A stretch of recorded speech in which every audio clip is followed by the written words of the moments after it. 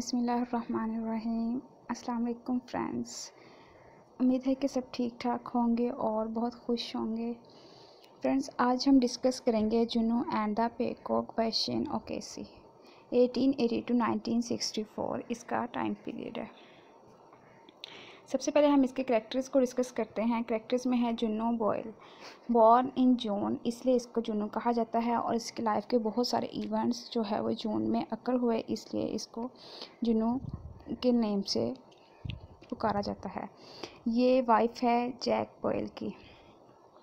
Captain Jack boil, जुनू's husband, ये जुनू का husband होता है और ये बहुत ही निकम्मा इंसान होता है, शराब पीता है और शो ऑफ बहुत ज़्यादा करता है। ये घर की ज़िम्मेदारियों से बिल्कुल गाफिल है। जो घर की ज़िम्मेदारियां हैं, जो जॉब वगैरह है, वो जुनू बॉयल खुद करती है। Johnny Boyle, son of Jack and Juno, ये इनका बेटा होता है। ये बहुत ही डरा सहमा सा रहता है, फेयरफुल हर टाइम रहता है, मॉरली बहुत ज़्यादा वीक होता है और फिज़िकली भी बहुत ज़्यादा वीक होता है। उसके बाद है मैरी बॉयल, इनकी बेटी है, डॉटर ऑफ जैक एंड जुनू की, और इसकी जो मंगनी है वो बैंथम से हो जाती है और जो बैंथम है वो इसको प्रेगनेंसी में ही छोड़ के चला जाता है। उसके बाद है जॉक्सर डैली, ये जैक बॉयल का फ्रेंड होता है। जैक बॉयल जो है जुनू का हस्बैंड, उसका ये फ्रेंड होता है और वाइन वगैरह पीने में, शराब पीने में, उल्टे काम करने में ये उसका पूरा साथ देता है।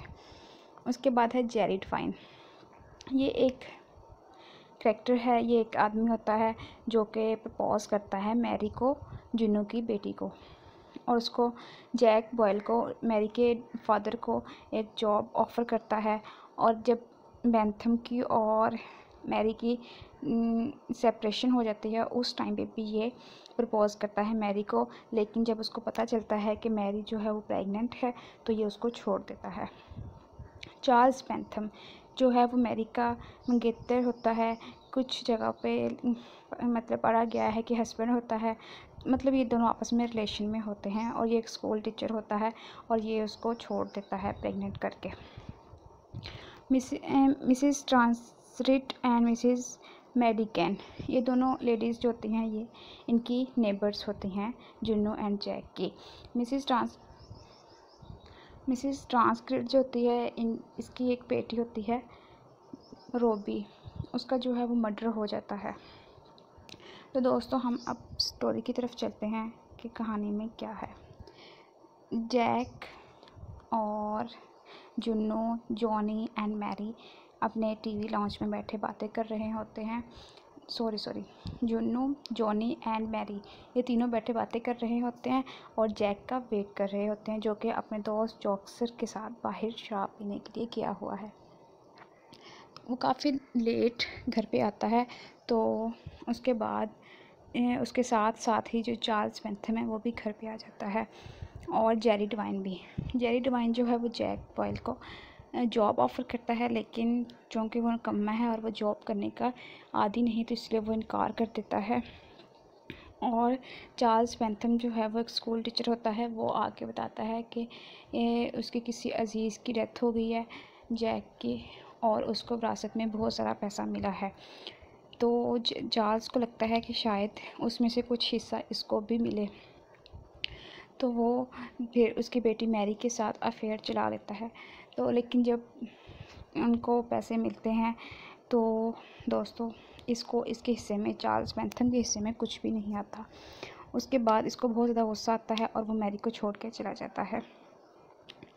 उसके बाद जेरी जो है वो उसको प्रपोज़ करता है, लेकिन वो उस टाइम पे प्रेग्नेंट होती है, तो वो भी उसको छोड़ देता है। तो दोस्तों, उसके बाद क्या होता है कि रोबी का मर्डर हो जाता है, जो कि मिसिस ट्रांसक्रिट की बेटी होती है, और इसका सिविल वॉर में ही मर्डर होता है, और ये सिविल वॉर को बहुत ज़्यादा कॉस्टली होती है और बुरा भला कहती है कि अपनी बेटी को इसने खो दिया है।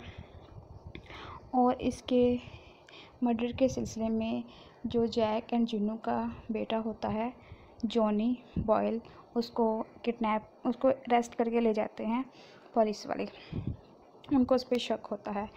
तो उसके बाद कैप्टन जैक बॉयल जो है वो अपने दोस्त जॉक्सर डैली के साथ चला जाता है बाहर आवारागर्दी करने के लिए मैरी और उसकी मदर जो है जॉन बॉयल वो अकेले रह जाते हैं घर पे। फिर वो सोचते हैं कि वो सब कुछ छोड़ के अकेले ही रहेंगे और अकेले ही सर्वाइव करेंगे, क्योंकि जॉनी बॉयल जो है वो एक बहुत ही रिस्पॉन्सिबल लेडी है। वो जॉब करती है, घर का खर्च उठाती है, सारा काम करती है। तो मैरी बॉयल को भी एक बेटी होती है, तो ये दोनों जो है वो अपना घर छोड़ के चली जाती हैं और कहती हैं कि हम जो है अपनी बेटी को खुद से प्रमाण चढ़ाएंगे, राइज़ अप करेंगे, इसकी तरबियत करेंगे, इसको अच्छा फ्यूचर देंगे। और इसके साथ ही दोस्तों क्या होता है कि जैक बॉयल जो है वो अपने दोस्त के साथ शराब पी के घर में एंटर होता है, लेकिन घर पे कोई नहीं होता और उसको इस बात से कोई फ़र्क नहीं पड़ता, क्योंकि वो उसको बस शराब से और इर्रिस्पॉन्सिबिलिटी से ही गाइस है। वो एक बहुत ही इर्रिस्पॉन्सिबल किस्म का इंसान है। तो वो उसको ये भी नहीं पता कि उसकी बेटी और उसकी बीवी, उसका बेटा कहाँ है, ना वो जानने की कोशिश करता है। और इसके साथ ही ये प्ले एंड हो जाता है।